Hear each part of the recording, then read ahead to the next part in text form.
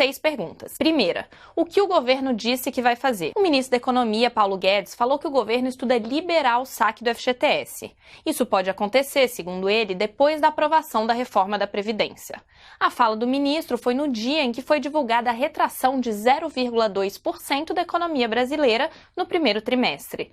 E a expectativa é que essa medida seja capaz de dar algum estímulo para a economia brasileira. Com esse dinheiro, em teoria, as pessoas poderiam aumentar o consumo. Até agora, o governo não detalhou como essa liberação ocorreria. Oficialmente, o Ministério da Economia falou apenas que estuda o assunto. Mas eu conversei com quem participa dessas discussões no governo e um cenário na mesa seria o de liberar pouco mais de 20 bilhões de reais do fundo. O negócio é que ainda estão discutindo se seriam contas ativas, contas inativas ou até se teria algum tipo de limite no saque. E tem inclusive quem aposta que isso pode acontecer antes do fim da tramitação da reforma da Previdência, que ainda está nos primeiros passos lá na Câmara. Se o governo anunciar a liberação desse valor, será metade do total de saques que aconteceram da última vez. No fim de 2016, o então presidente Michel Temer anunciou a liberação para saques de contas inativas do FGTS. No total, foram 44 bilhões. E só para esclarecer, uma pessoa pode ter várias contas no FGTS, cada uma relacionada a um contrato de trabalho.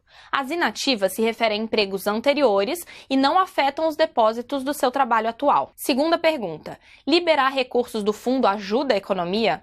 A resposta é que essa injeção de dinheiro pode sim ajudar a economia, mas segundo os economistas com quem eu conversei, tende a ser algo pontual. A economista Vivian Almeida, professora do IBMEC, disse que o efeito é limitado se essa medida vier de forma isolada, ou seja, sem outras reformas como a da Previdência. Ela lembrou que a liberação no governo Temer deu dinamismo à economia, mas que os efeitos passaram rapidamente. Em teoria, a professora de Ciências Contábeis da UNB, Lorena Campos, explicou que a ideia por trás da medida é dar início a um ciclo.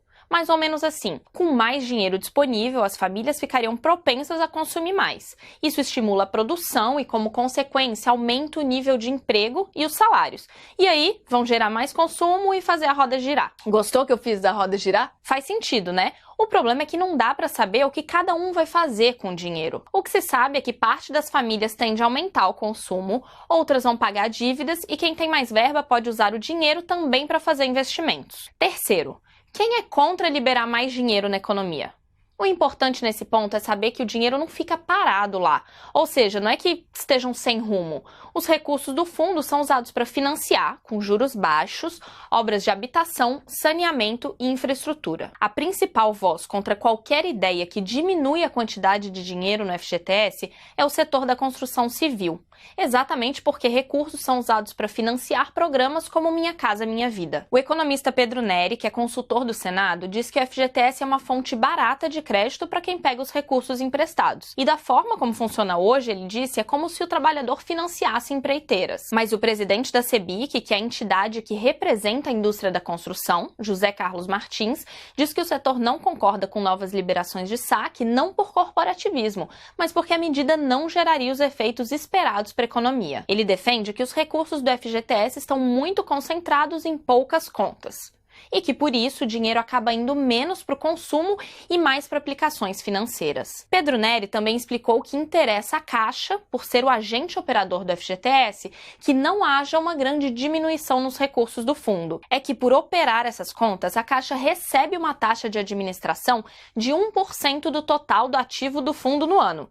Em 2017, isso deu mais de 4,9 bilhões de reais ao caixa da Caixa. É o que o banco recebe para controlar as contas, os saques e gerir aplicações financeiras. A Caixa não comenta se é a favor ou contra essa medida. Pergunta número 4. Quem acompanhou até aqui vai perguntar: explica aí direito como funciona o FGTS hoje e por que ele foi criado.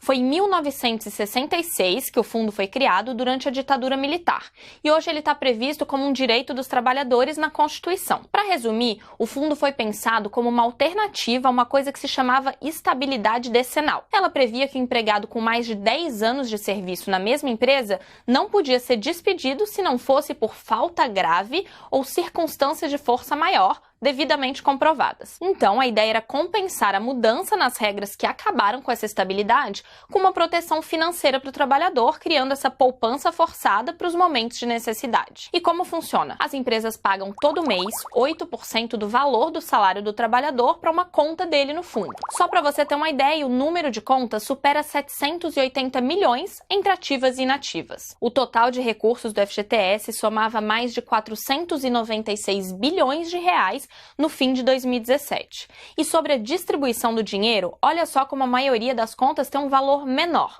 84% das contas com saldo tem um valor de até um salário mínimo, segundo a Caixa. Bom, eu já contei que esses recursos são usados para financiar obras de habitação, saneamento e infraestrutura com juros baixos. O que acontece é que o retorno também é menor do que outras aplicações. Ou seja, aquele dinheiro não está parado ali, mas tem uma rentabilidade também baixa. É de 3% ao ano mais a taxa referencial, que é calculada pelo Banco Central. Boa parte das críticas ao fundo são por causa desse baixo retorno, que muitas vezes não compensa nem a inflação. E quem administra o fundo é um conselho tripartite, que é uma palavra chatíssima para dizer que o conselho é composto por trabalhadores, empregadores e o governo federal. Número 5.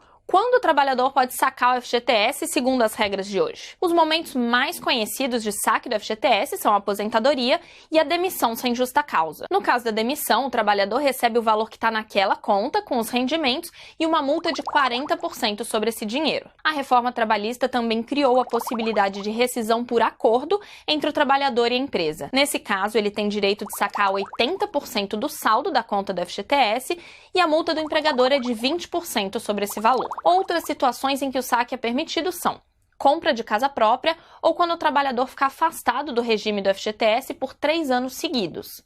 E também em casos que o trabalhador ou dependentes dele forem portadores do vírus HIV, de câncer ou quando estiverem em estágio terminal devido a uma doença grave. Última pergunta. As regras do FGTS podem mudar? Tem pelo menos 165 projetos no Congresso que propõem mudanças na lei que traz as regras para o FGTS, segundo o levantamento do Pedro Neri.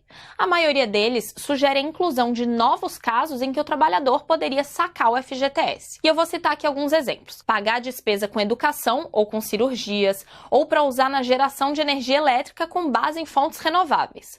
Ou ainda para trabalhadoras em situação de violência doméstica, ou casos de adoção e nascimento de filho. São muitos temas, mas nesses casos, para que qualquer mudança comece a valer, precisa ser aprovada pelo Congresso e depois ser sancionada pelo presidente. Se inscreva no nosso canal, dê o seu like. Obrigado!